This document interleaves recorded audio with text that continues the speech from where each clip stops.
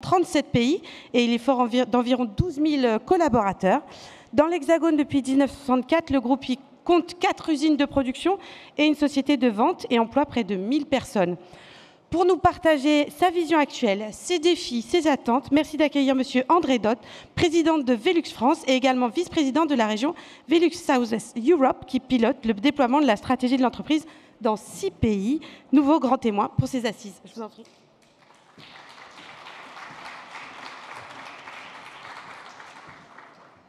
Merci, merci d'être avec nous aujourd'hui, monsieur. Donc, je le disais, pour commencer, on a eu de cesse d'en parler depuis ce matin. Je vous en prie, prenez ce micro. La multiplication des crises que nous traversons, j'ai essayé de ne pas tomber, ont accéléré les transitions en cours. On le sait, des transitions environnementales, sociétales, numériques, économiques. Nous avons vu des usages et des besoins évoluer aussi après la crise Covid. Aujourd'hui, nous vivons une crise profonde du logement. Par exemple, quelle est votre vision actuelle du secteur? Quels défis sont pour vous prioritaires en tant qu'industriel aujourd'hui? Je ne sais pas si mon micro marche. Votre micro marche. Parfait, merci beaucoup. Avant de répondre à la question sur les défis, j'avais oublié que vous alliez nous présenter et c'est intéressant de faire un petit peu un parallèle avec ce que vous venez de raconter. Donc effectivement, notre entreprise, elle est créée en 1941, c'est la Seconde Guerre mondiale et elle se développe dans les années après-guerre. Donc une économie de guerre, un besoin de trouver des surfaces habitables, une difficulté à trouver des matériaux et c'est là que l'entreprise est créée. Et l'entreprise Velux France, elle est créée en 64. On est à la fin des 30 Glorieuses. Enfin, à la fin, il reste encore quelques années. La fin du baby-boom. Et là, il est pareil. On est dans un tournant aussi. Il faut développer des surfaces habitables. Et c'est là où Velux France arrive, d'abord en s'implantant dans les zones où on a des architectures avec pente. Donc, on est dans ces moments cruciaux. Et vous venez de le dire, effectivement, tout ce qui s'est passé post-Covid. Mais je pense que ça va au-delà de la crise du logement dont vous venez de parler. C'est une crise beaucoup plus large, c'est le changement climatique et c'est évidemment l'impact que nos métiers, que le bâtiment dans son ensemble a sur cette crise climatique et sur ce changement qui nous interpelle et qui nous pousse à agir. Donc pour revenir à votre question, par rapport à ces notions de changement climatique, il y a 3 défis principaux, 3 enjeux. Et il y en a un ou deux qui sont à peu près évidents pour tout le monde et un troisième qu'on a un petit peu tendance à oublier. Donc le premier défi, il est évidemment climatique, on y reviendra. Le bâtiment, vous connaissez tous ces chiffres, je vais essayer de ne pas trop vous abreuver avec des chiffres, mais c'est 40% des consommations énergétiques, 25% des émissions de gaz à effet de serre. Le débat précédent, M. Débat en parlait, c'est l'artificialisation des sols, la densification douce. Donc on est au cœur du sujet du changement climatique et on doit collectivement apporter des solutions. Le second enjeu, il est très lié à celui-là, c'est un enjeu et un défi social.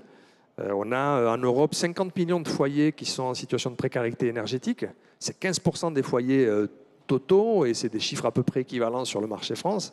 Donc ça veut dire qu'on a un enjeu social fondamental avec des gens qui n'ont pas de quoi se payer du chauffage et qui sont en situation de difficulté économique à cause de ça. Et évidemment, de cet enjeu et de ce défi social découle une partie du troisième défi et du troisième enjeu qu'on a souvent tendance à oublier, c'est un enjeu sanitaire. On a aujourd'hui un Européen sur 3 qui court des risques pour sa santé dans son intérieur. C'est le froid.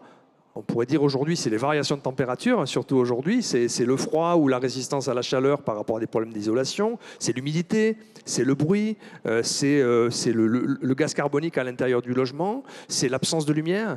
Et donc, du coup, il faut qu'on arrive collectivement, et nous, Velux, on a une petite part à jouer là-dedans, à adresser ces 3 défis dans leur ensemble. Surtout qu'on se rend compte aussi que vous parliez de précarité énergétique. Pendant très longtemps, dans notre secteur, on s'est beaucoup concentré sur les économies d'énergie. Ça a été le premier angle d'attaque, en fait, du point de vue du secteur sur cette transition environnementale. Et aujourd'hui, on se rend compte que, comme vous le disiez, cet enjeu sanitaire, cet enjeu de confort d'été, tout cela joue aussi énormément. Oui, c'est ça. On veut pas. Là-dessus, il faut aussi agir. Oui, c'est ça. On ne veut pas opposer l'un et l'autre. Hein. C'est-à-dire qu'on sait inscrire. J'ai la chance de travailler pour une entreprise qui, par nature, en fait, on fait des fenêtres de toit. Donc, par nature, on permet de résoudre certaines difficultés. On permet d'utiliser des espaces sous les toits qui n'existaient pas.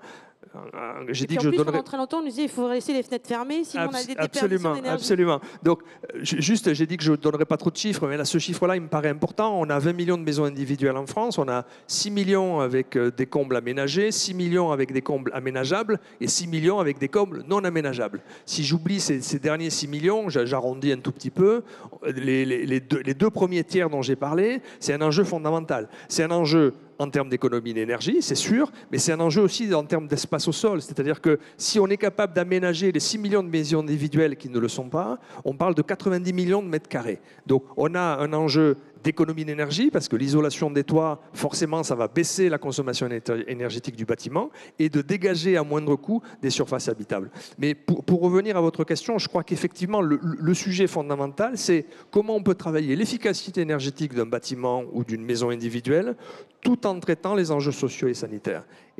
Comment on adresse ces défis? On ne l'adresse pas tout seul. C'est surtout ça. Le message, il est, puisque l'intitulé de la table ronde, c'est cette idée d'industriel. Moi, si vous voulez, je voudrais essayer de pas trop vous parler de Velux, de vous parler... J'ai une autre casquette aussi aujourd'hui. J'ai présidé jusqu'au mois de mai dernier une association qui s'appelle Promotois, qu'on a créée il y a une vingtaine d'années, qui regroupe 6 industriels du bâtiment, des couvreurs, des gens qui font de l'isolation, nous-mêmes en fenêtre de toit. Et comme le nom l'indique, Promotois, notre objectif, notre vocation, c'est promouvoir l'usage du toit. Donc, c'est un moyen de répondre à votre question. C'est-à-dire que si on raisonne de manière isolée sur... Moi, la seule chose qui m'intéresse, c'est de vendre des fenêtres de toit, plus tout ce qui va avec, l'isolation de la chaleur, etc., etc. On ne réglera pas le problème. Donc il faut qu'on arrive à mettre en place des démarches collectives, à s'associer avec les industriels dont je viens de parler. On avait annoncé l'année dernière aux Assises du logement un baromètre qu'on a mis en place l'année dernière. On a travaillé avec un organisme extérieur qui s'appelle le Buildings Performance Institute Europe, BPIE. C'est un think tank qui a été créé il y a plus de 10 ans par la Fondation européenne pour le climat, ECF, sous la présidence de Laurence Tubiana. Et donc, du coup, ce qu'on a développé avec ces gens-là, c'est un baromètre indépendant pour qu'on partage tous le même référentiel. C'est quoi un habitat sain ? Et dans l'habitat sain, on va retrouver les notions d'économie d'énergie, mais on va aussi retrouver les 2 autres défis dont je vous ai parlé, c'est-à-dire, encore une fois, l'accès à la lumière, l'isolation, l'impact que ça a sur la personne. Et donc, on a 24 critères qu'on peut partager de façon extrêmement large, bien au-delà des fenêtres de toit. Évidemment aussi pour des fenêtres pour des maisons qui n'ont pas de fenêtres de toit, ce n'est pas notre sujet, mais faire en sorte qu'encore une fois, on adresse les 3 défis. Et d'où l'importance aussi d'innover et d'investir dans cette innovation. C'est un peu aussi dans votre ADN. Je crois que vous avez monté une LKR Innovation House. Je crois qu'on a quelques photos d'ailleurs. Oui, j'ai pris quelques photos. On a un petit stand là-bas, donc on les a mis. Donc l'idée, l'innovation, oui, encore une fois, je ne vais pas trop vous parler de produits, je ne vais même pas vous en parler du tout. Je ne sais pas si on voit mes trucs derrière, bon, c'est pas grave si on ne les voit pas, mais l'idée, si vous voulez, c'est, encore une fois, c'est de sortir un petit peu de notre rôle d'industriel.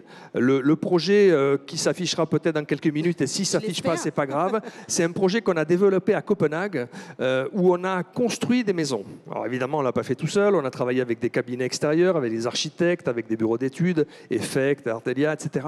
Et l'idée, c'était de dire, est-ce que nous, Velux, on peut fédérer un projet pour aller construire des logements avec une empreinte carbone extrêmement faible. Et c'est ça qu'on a fait. On a développé évidemment avec des partenaires extérieurs, comme je l'ai dit, avec beaucoup d'usages de bois, sans fondation, avec des espaces qui, dès le début, étaient conçus pour être modulables.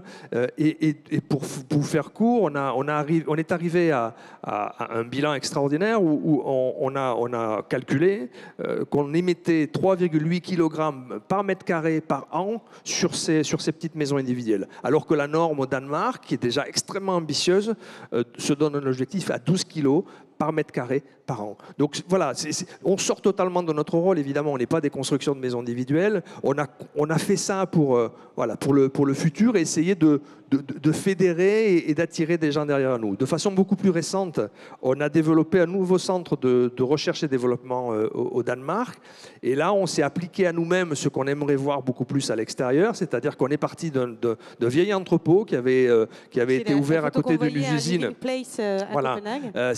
c'est notre espace.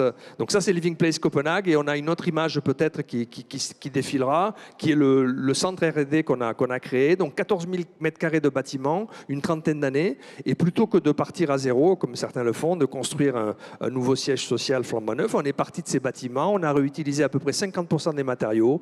Et donc c'est évidemment un bâtiment, pour le coup, dans lequel il y a beaucoup de fenêtres de toit. Et on va retrouver tous les enjeux dont je parlais, la lumière, l'accès à la nature, la recyclabilité, la modularité. Et cette démonstration aussi que tout seul, on ne peut pas agir. Voilà, il faut... le sujet fondamental, il est là pour moi. Cette démarche multilatérale, elle est... Voilà, c'est-à-dire que... Alors, c'est plus facile pour nous, évidemment, parce qu'on fait partie de fondations. C'est un modèle assez courant dans les pays nordiques. Donc, on a par nature cet objectif de rendre à la société qui est autour de nous, par des dons, par de la philanthropie, une partie des bénéfices qu'on génère chaque année. Mais effectivement, tout l'enjeu pour nous, c'est de ne pas rester confiné à notre univers des fenêtres de toit. Et on en est pourtant très, très fiers.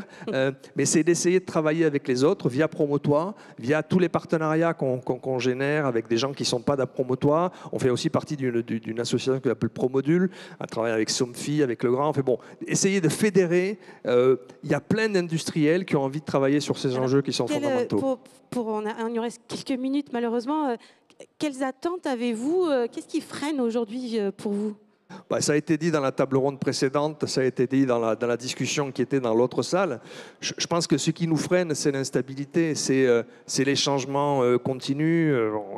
Justement, en tant qu'industriel, patron, cet aléa qui est tout le temps, en fait, ça change du jour au lendemain. Encore une fois, on le sait, ça fait partie de notre métier, c'est à nous d'être agiles et il y a des changements, il y a des aléas malheureusement macroéconomiques, il y a des guerres, etc. Et vous l'avez cité dans votre petite introduction, depuis 5 ans, on a quand même été assez servis. On est fournis, voilà, il faut arriver à gérer tout ça. Puis après, il y a des choses beaucoup plus près de nous. Voilà, dans l'autre table ronde, il y avait un représentant du ministère. Voilà, sur des sujets qui nous touchent au plus près. Évitons de changer de position on parle de MaPrimeRénov', des C2E, absolument. Changeons pas d'avis tous les 6 mois. Complexifions pas. En fait, finalement, voilà. qui est compliqué selon Et puis surtout ces allers-retours, c'est-à-dire qu'il faut qu'on soit capable d'anticiper, il faut qu'on soit capable de prévoir. Mais je ne m'arrêterai pas sur ce constat négatif. Moi, je suis plutôt positif. Vous allez vous demander votre dernier message. C'est celui que je commençais à vous faire, c'est que je crois, moi je sens par tous les échanges qu'on a avec les industriels partenaires, qu'on a tous envie d'avancer et qu'on a une chance formidable finalement. Encore une fois, par ce qu'on fait au quotidien, parce qu'on est dans le secteur du bâtiment, on est au centre de tellement de choses, surtout les défis dont on a parlé depuis quelques minutes, que... C'est la vocation du secteur finalement. Oui, absolument. Encore une fois, on concentre des sujets de changement climatique, d'artificialisation des sols, de santé, de plaisir à être chez soi aussi. Donc, voilà. Et alors, un projet comme Living Place, peut-être en France ?